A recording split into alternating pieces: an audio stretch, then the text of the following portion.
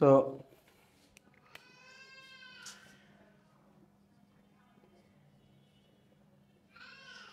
ওহমের সূত্র,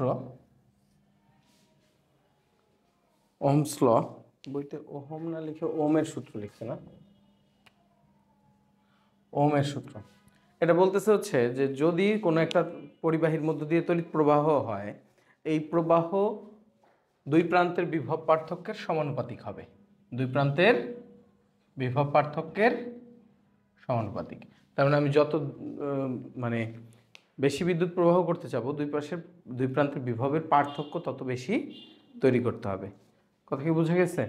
তাহলে তড়িৎ প্রবাহ প্রপোর্শনাল টু ডেল ভি বা ভি, যেখানে আমরা ডেল ভিকে আসলে ভি দিয়ে প্রকাশ করতেছি। ডেল ভি মানে হচ্ছে বিভবের পার্থক্য। তাহলে ব্যাপারটা বোঝাচ্ছে যে বিভব বেশি হইলেই যে প্রবাহ হবে তা না, বিভবের পার্থক্য বেশি হতে হবে। আমি যে এটা বুঝাই এরকম যে এটা এই মহাকর্ষ বিভব দিয়ে যদি আমরা ফিল করার চেষ্টা করি, এখানে কি মহাকর্ষ বিভব আছে না? উঁচু স্থানের বিভব কি থাকে? বেশি থাকে। বিভবের সূত্র কি? মহাকর্ষ বিভবের সূত্র mgh, তাই না? কোনো একটা জায়গায় যদি মহাকর্ষ বিভব শক্তি তত বেশি হবে যত তার উচ্চতা বেশি হবে। তাহলে এই বইয়ের পেজের এনাফ বিভব আছে, বা এই টেবিলের কি বিভব আছে, কারণ এটা 3 তলার বিল্ডিংয়ের উপরে, আবার এই টেবিলের উপরে, তাহলে এখানে বিভব আছে কিনা? বিভব তো আছে। মহাকর্ষ বিভবের কথা বলতেছি, কিন্তু মানে এই শক্তিগুলোর বিভব সবগুলো একই রকমের। যদি আপনি একটাকে ভালো করে বুঝেন, অন্যগুলোর সাথে কম্পেয়ার করা যাবে। তাহলে এই টেবিলের সারফেসের কি বিভব আছে না? বিভব আছে, কিন্তু বিভবের কি নাই? পার্থক্য নাই।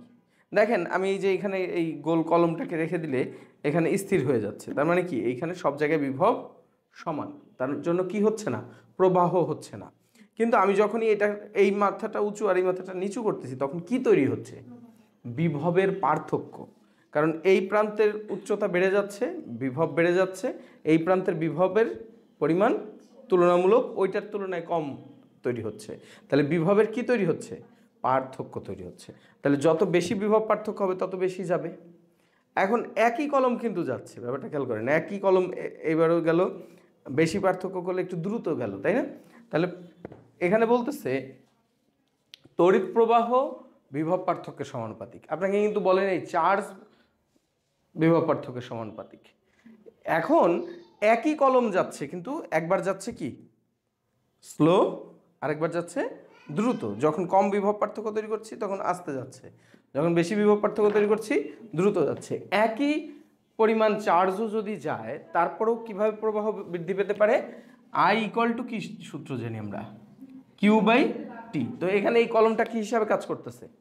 যদি আমি মহাকর্ষ বিভবের সাথে তড়িৎ বিভবের তুলনা করি, কলমটা কি আসলে এক্ষেত্রে? চার্জ। তাহলে এই বিভব পার্থক্য যখন কম, তখন স্লোলি যাচ্ছে, মানে টাইম কি লাগছে? বেশি। বেশি টাইম দিয়ে ভাগ করলে আই এর পরিমাণ কি হয়ে যাচ্ছে? কম। কিন্তু একই কলম যখন বিভব পার্থক্য বেশি তৈরি করতেছি, তখন কি হচ্ছে? দ্রুত যাচ্ছে। তার মানে টাইম কি লাগছে? কম। টাইম কম মানে প্রবাহ বেশি। তার মানে আমরা কি ওহমের সূত্রটাকে ফিল করতে পারছি না এখানে মহাকর্ষ ক্ষেত্রে? তো মহাকর্ষ ক্ষেত্রেও ওহমের সূত্র কার্যকর, বোঝা যায়? তাহলে I is proportional to V, যেখানে V হচ্ছে কি বিভবের পার্থক্য। তো এরপরে I = আমরা কি লিখতে পারি? G × V, যেখানে G হচ্ছে ধ্রুবক। G হচ্ছে কি ধ্রুবক, এটাকে পরিবাহিতা বলে। এটাকে কি বলে?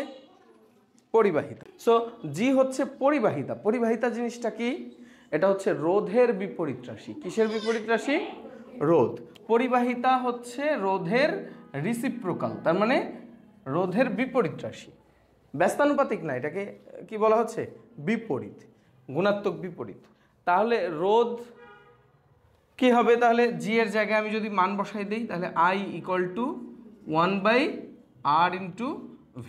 এখান থেকেই আমরা লিখতে পারি V = আমাদের ফেমাস সূত্র, যেই ফর্মে আমরা এটাকে মুখস্থ রাখি নাকি, V = IR।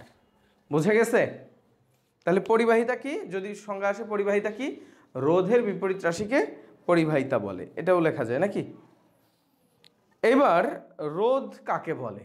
রোধ হচ্ছে কোনো পরিবাহীর মধ্য দিয়ে তড়িৎ প্রবাহের বাধা প্রদানকারী বৈশিষ্ট্যকে কি বলা হয়? রোধ বলে।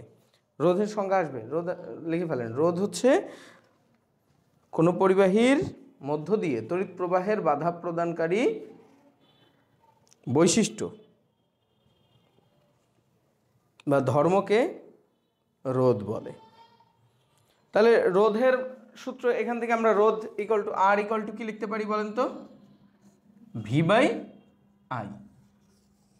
রোধের একক হচ্ছে ওহম, বিজ্ঞানী ওহমের নামেই এটার নামকরণ করা হয়েছে। এটাকে এই চিহ্ন দিয়ে প্রকাশ করা হয়। 1 ওহম তাহলে কি? এদিকে খেয়াল করতে হবে, যেই পরিবাহীর মধ্যে একক তড়িৎ প্রবাহ সৃষ্টি করতে 1 ভোল্ট বিভব পার্থক্য তৈরি করতে হয় দুই প্রান্তে, সেই পরিবাহীর রোধকে কি বলা হবে? 1 ওহম। কথা কি বুঝছেন? যেই পরিবাহীর দুই প্রান্তের বিভব পার্থক্য 1 ভোল্ট সৃষ্টি করলে এর মধ্য দিয়ে 1 অ্যাম্পিয়ার তড়িৎ প্রবাহিত হবে, তাকে কি বলা হবে? 1 ওহম। ওই পরিবাহীর রোধকে বলা হয় 1 ওহম। কথা কি বুঝছেন? এই পরিবাহীর দুই প্রান্তে 1 ভোল্ট বিভব পার্থক্য দিলে যদি এর মধ্য দিয়ে 1 অ্যাম্পিয়ার তড়িৎ প্রবাহ হয়, তাকে কি বলা হবে? 1 ওহম রোধ। এরপরে হচ্ছে পরিবাহিতা। এবার পরিবাহিতা কি? পরিবাহিতা হচ্ছে রোধের বিপরীত রাশিকে পরিবাহিতা বলে। একে জি দিয়ে প্রকাশ করা হয়। তাহলে জি ইকুয়াল টু কি হবে? জি ইকুয়াল টু তাহলে কি বলেন? জি ইকুয়াল টু এটার বিপরীত রাশি যেহেতু I by V. I by V. কথা কি বুঝছেন? তাহলে এর এককও সিমেন্স। এর একক কি? এর একক সিমেন্স, কিন্তু এই সিমেন্সের সংজ্ঞাও একই রকম। দেখেন, যদি দুই প্রান্তের বিভব পার্থক্য 1 ভোল্ট হলে 1 অ্যাম্পিয়ার প্রবাহ ঘটে, তাহলে ওই পরিবাহিতাকেও কি বলা হবে? 1 সিমেন্স। পরিবাহিতাও কি? 1 সিমেন্স। বুঝে গেছে? তো ওহমকে যদি আমরা অন্যভাবে লিখি, সেটা হচ্ছে ভোল্ট পার অ্যাম্পিয়ার। এটা কি? Volt per ampere. আর সিমেন্স যেটা এস দিয়ে প্রকাশ করা হয়, এইটাকে লেখা হবে অ্যাম্পিয়ার পার ভোল্ট। বুঝে গেছে? একটা হচ্ছে ভোল্ট পার অ্যাম্পিয়ার আর একটা হচ্ছে অ্যাম্পিয়ার পার ভোল্ট। দুইটা বিপরীত।